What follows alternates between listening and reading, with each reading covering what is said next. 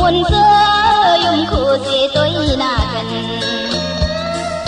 khi lứa thương xóm cần quả lệ cho muôn xưa nàng lòng ngầm lưng dù lấy càng giờ nắng phía trái này hứa đâm lấy chừng mưa hao lấy quả muôn xưa nan cho muôn xưa dùng khổ sẽ cần như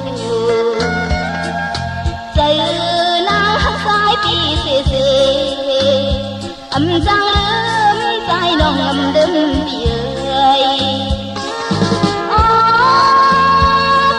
hơi dù giờ nằm thế khi yêu cho môn xóm dài to sư to bàn tuy yêu dòng sư dài vì giờ hân nàng thì giờ nàng hân dài nặng này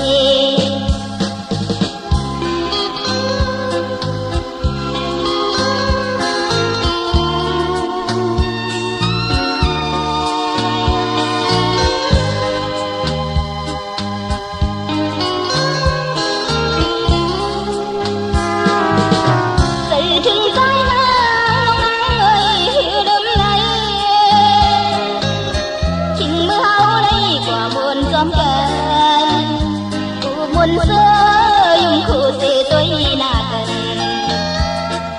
khi lỡ thương xóm cần quả lệ do muôn xưa nàng lòng ngầm lưng dù lấy càng thấy lá phía trái này hứa đâm lấy